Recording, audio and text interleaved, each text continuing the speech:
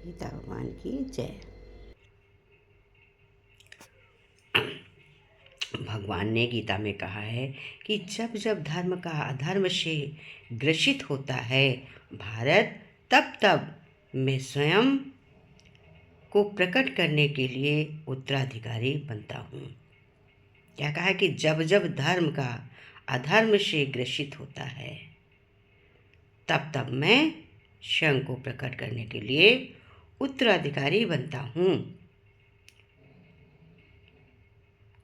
आत्मा को न शस्त्र कहते हैं, इसीलिए भगवान कहते हैं कि आत्मा को न शस्त्र काट सकते हैं, ना आग उसे जला सकती है, न पानी उसे भिगो सकती है, ना हवा उसे सुखा सकती है। तो कहने का मतलब है भगवान श्री कृष्ण ने आत्मा के अजर अमर और शाश्वत होने को कहा कि आत्मा अजर अमर है, मैं सभी के लिए प्रकट होता हूँ, आप चिंता क्यों करते हो। मनुष्य को संपूर्ण जीवन उसके कर्मों से निहित होता है, जैसा कर्म करता है वैसा ही बन जाता है। ईश्वर परलोक और धर्म को न मानने वाले नास्तिक संग सबसे अधिक पतन करने वाला है।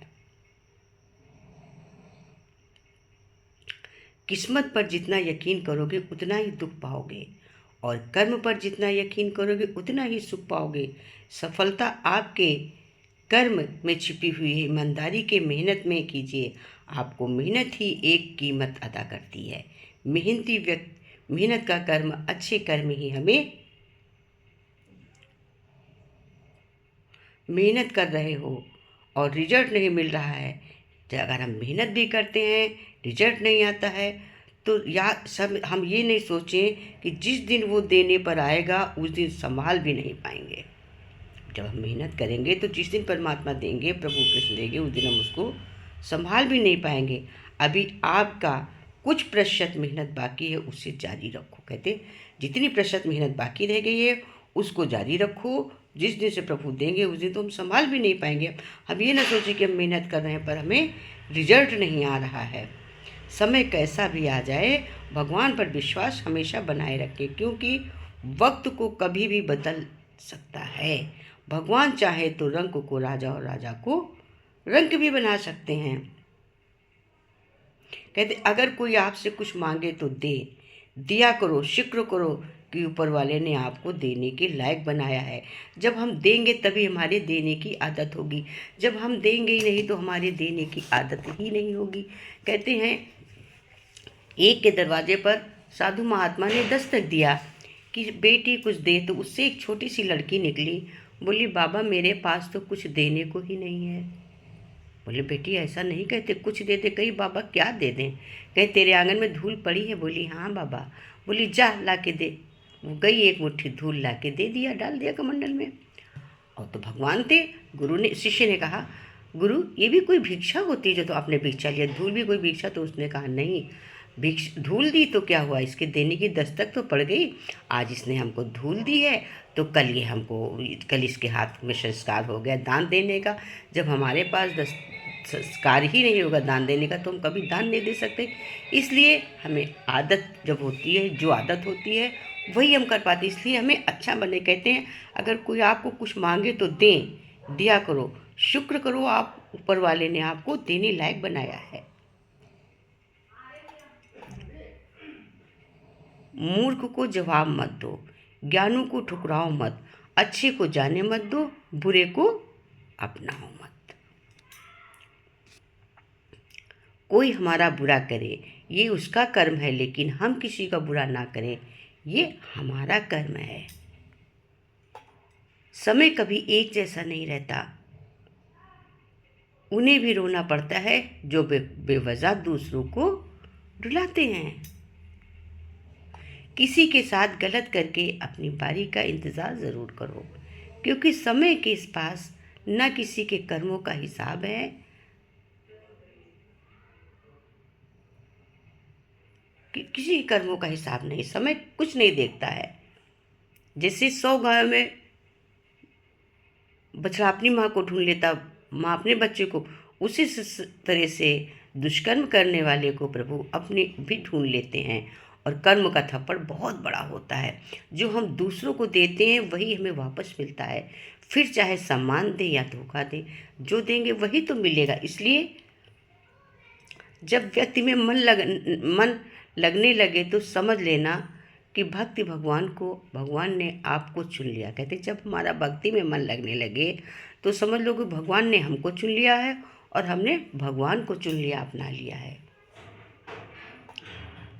जो ठीक लगे वो ही देना प्रभु, हमारा क्या, हम तो कुछ भी मांग सकते हैं। और प्रभु से हमेशा ये कहना चाहिए कि हे प्रभु, जो आपको ठीक लगे वही देना, हम तो कुछ भी मांग सकते हैं, हमारे मांगने से क्या, लेकिन हमारे लिए जो उपयुक्त हो आप हमको वही देना। भगवान कहते हैं जो चीज़ गलत है वो गलत है, चुप रहकर कायर बनने से अच्छा है कि वहाँ पर बोलकर बुरे बन जाओ कि हाँ मेरे से गलती हुई तो हुई। बुरे कर्म करके वहाँ छुपोगे, आकाश वायु धरती सब उसी का है।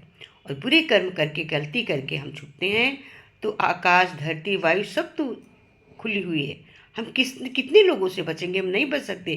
खिलाफ कितने हों पर फर्क नहीं पड़ता, बस निभाने वाला वफादार हो तो हमारा कोई फ़र्क नहीं पड़ता कितने लोग खिलाफ हों। अगर एक हमारे साथ है, हमको एक की ज़रूरत होती है, हमको 1000 की नहीं, बस वो एक क्या है, एक हमारा आधार जो है वो प्रभु कृष्ण, प्रभु राम, जिस रूप में आप सभी मानते हो, जो जिसको जैसे मानते हो जिस रूप में, वही रूप वो आपका आधार है जीवन का। सारथी हमेशा कृष्ण सा चुने और मित्र कर्ण सा। साथी रहते कृष्ण जैसा चुनना चाहिए और मित्र कर्ण के जैसा। उन चीज़ों के बारे में सोचकर समय बर्बाद मत करो जिसको आप कभी बदल नहीं सकते हो। हमारी आस्था की परीक्षा तब होती है जब हम जो चाहे वो ना मिले और फिर भी हमारे दिल में प्रभु के लिए शुक्रिया ही निकले। हमारा सही है, हमारे मन में हमेशा शुक्रिया होना चाहिए, अदा करना चाहिए, मिले या ना मिले। तभी तो प्रभु समझते कि ये मेरा शिष्य है, कि इस वास्तविकता की बजाय कल्पना से ज़्यादा पीड़ित होते हैं। हम वास्तविकता में नहीं जाते, हम कल्पना करते हैं हमें नहीं मिला, सबको मिल गया। हर दुख के समय, हर दुख के बाद सुख का आना अवश्य है, निश्चित है। अगर दुख आया है तो सुख आएगा ही, परंतु हमेशा हम सोचें कि ईश्वर सिवा आपके आंसू, दर्द और दुख को कोई भी नहीं समझ सकता। ईश्वर के सिवा मेरे जो आंसू हैं, दुख है, दर्द, कोई नहीं समझ सकता, ज़रा देर के लिए केवल, बाकी कोई नहीं। महाभारत इस बात का सबूत है कि जिस दिन अपने हद पार कर दिया उस दिन आपके खिलाफ शस्त्र उठाना ही धर्म है। जो आपके खिलाफ हो उसके लिए शस्त्र उठाना ही अच्छा है। हमारी गीता यही कहती है कि जो आपके खिलाफ हो उसको छोड़ दो, जो आपसे लड़े उसके लिए, धर्म के लिए अस्त्र उठाओ, शस्त्र उठाओ, आप पीछे मत हटो। कृष्ण भगवान कहते हैं तू लोगों के दर्द की दस्ता बन, जख्म तो हर कोई देता है, जख्म की दवा बनो। जख्म तो बहुत से लोग देने वाले होते हैं। जीवन से बड़ा कोई विद्यालय नहीं है, कठिनाइयों से बढ़कर कोई परीक्षा नहीं है और समय से बड़ा कोई शिक्षक नहीं है। जीवन से बड़ा कोई भी विद्यालय नहीं है और कठिनाइयों से बढ़कर कोई परीक्षा नहीं है और समय से बढ़ के कोई शिक्षक नहीं है। हमें समय सिखाता है कि कौन अपना है, कौन पराया है। जीवन में सबसे बड़ा विद्यालय कौन सा है? कठिनाई से बढ़ के कोई विद्यालय नहीं है।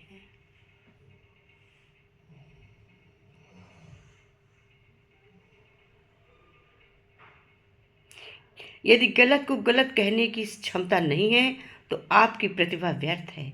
गलत को गलत कहो, सही को सही कहो। अहंकार चाहे कितनी भी चीज का हो, सर्वनाश करके ही छोड़ता है। जो मानो अपनी निंदा सुन लेता है वो सारे जगत पर विजय प्राप्त कर लेता है।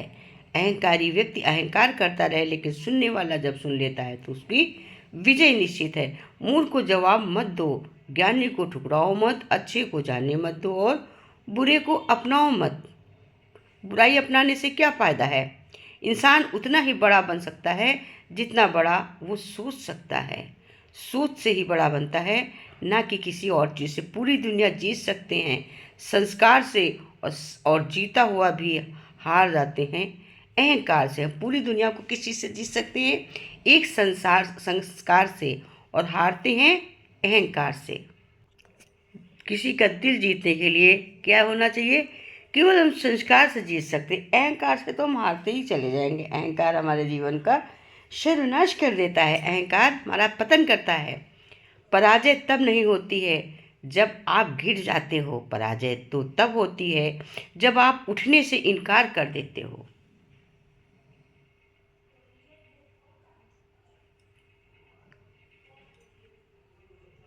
जो हो रहा उसे होने दो, तुम्हारे ईश्वर ने तुम्हारी सोच से बेहतर तुम्हारे लिए सोच रखा। कहते जो होता होने दो, ईश्वर ने हमारी सोच से अच्छा भी हमारे लिए सोच कर रखा है। हम क्यों परेशान होते हैं अपनी पीड़ा के लिए? संसार को दोष मत दो, अपने मन को समझाओ। तुम्हारे मन का परिवर्तन ही तुम्हारे दुखों का अंत होता है, कारण होता है। बुरा लग जाए ऐसा सत्य बोल दो, लेकिन सत्य लगे ऐसा झूठ कभी मत बोलो। आपका शांत एवं स्थिर दिमाग आपके जीवन की हर जंग का शस्त्र है, सबको जीत लेगा। भागवत गीता में सफल लिखा है कि इंसान के बर्बाद होने के 6 कारण हैं। इंसान के बर्बाद होने के 6 कारण होते हैं। नंबर 1 नींद, नंबर 2 गुस्सा, नंबर 3 डर, नंबर 4 थकान, नंबर 5 आलस और नंबर 6 टालने की आदत।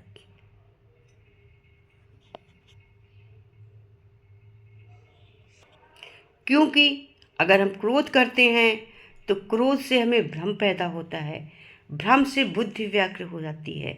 जब बुद्धि व्यग्र होती है तब कर्म नष्ट हो जाता है। जब तक नष्ट होता है तब व्यक्ति का पतन हो जाता है। इसलिए हमें डर, भय ये सब विचलित करते रहते हैं। फल की अभिलाषा छोड़कर कर्म करने वाला पुरुष ही अपने जीवन को सफल बना पाता है। जिसकी गति और मति और गति सत्य हो, उसका रथ आज भी श्री कृष्ण चलाते हैं। अगर बुरे लोग सिर्फ समझाने से समझ जाते हैं तो सुधर जाते हैं, तो बांसुरी बजाने वाला कभी महाभारत नहीं होने देता। कहते अगर बुरे लोग केवल सिर्फ और सिर्फ समझाने से समझ जाते तो बांसुरी वाले ने कभी महाभारत होने ही नहीं दिया होता। इसलिए बुरे लोग कभी, कोई नहीं देगा मेरा साथ यहाँ, तुझे लड़ना भी खुद है और संभलना भी खुद है। भगवान कहते हैं, श्री भगवान कहते हैं, हद से ज़्यादा सीधा साधारण होना ठीक नहीं है, क्योंकि जंगल में सबसे पहले सीधे साधे पेड़ ही काटे जाते हैं और टेढ़े मेढ़े बात के लिए छोड़ दिए जाते हैं। जिस पथ पर ईश्वर को छोड़कर कोई साधा ना भी साथ ना दे, तो समझ जाइए जो होने वाला है वो साथ देने वाले के बस की बात नहीं है। किसी से ज़्यादा नाराज होने से बेहतर है कि आपके जीवन में उसकी अहमियत ही कम दो। समय बहरा है, उसने किसी की नहीं सुनी है, परंतु वो अंधा नहीं है, उसने सबको देखा है।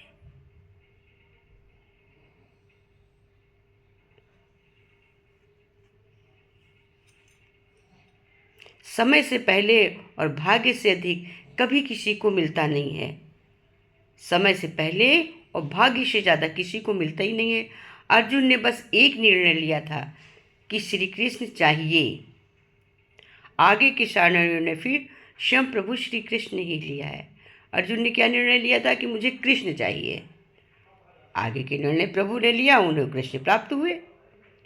सभी योगियों में से जिसका मन सदैव मुझ में तल्लीन रहता है और जो अगाध श्रद्धा से मेरी भक्ति लीन रहते हैं, उन्हें सर्वश्रेष्ठ मानता हूँ। जिसने मन को जीत लिया उसने पहले ही परमात्मा को प्राप्त कर लिया, क्योंकि उसने शांति प्राप्त कर ली है। ऐसे मनुष्य के लिए सुख दुख सदा आया जाया करते हैं, जैसे सर्दी और गर्मी मान आराम कर से रहता है। निंदा आकाश की ओर फेंके गए उस पथ के समान है जो लौटकर उसी पर गिरता है जिसने उसे फेंका है। भगवान कहते हैं, जब जब इस धरती पर पाप, अहंकार और अधर्म बढ़ेगा तो उसका विनाश कर पुनः धर्म की स्थापना करने हेतु अवश्य कृष्ण भगवान अवतार लेते हैं। कमजोर कभी माफ़ी नहीं मांगते। क्षमा करना तो ताकतवर व्यक्ति की विशेषता होती है। फिर से प्रयास करने से मत घबराना, क्योंकि संसार बार बार शुरुआत शून्य से नहीं, अनुभव से होगी। बुरे कर्म करने नहीं पड़ते हैं, हो जाते हैं, और अच्छे कर्म होते नहीं हैं, करने पड़ते हैं। वक्त से पहले मिली चीज़ें अब आपका मूल्य खो देती हैं, और वक्त के बाद मिली हुई चीज़ें आपका महत्व करती हैं। गोविंद चले आओ, गोपाल चले आओ, गोविंद चले आओ, गोपाल चले आओ, मेरे मुरलीधर माधो नंदलाल चले आओ, गोविंद चले आओ, गोपाल चले आओ, मेरे मुरलीधर माधो नंदलाल चले आओ, मेरे मुरलीधर माधो नंदलाल चले आओ। आँखों में बसे हो तुम, धड़कन में धड़कते हो, आँखों में बसे हो तुम, धड़कन में धड़कते हो, कुछ ऐसा करो मोहन सांसों में समा जाओ, कुछ ऐसा करो मोहन सांसों में समा जाओ, गोविंद चले आओ, गोपाल चले आओ, मेरे मुरलीधर माधो दिलाल चले आओ, मेरे मुरलीधर माधो नंदलाल चले आओ, तेरे दर्शन को मोहन मेरे नैन तरसते हैं, तेरे दर्शन को मोहन मेरे नैन तरसते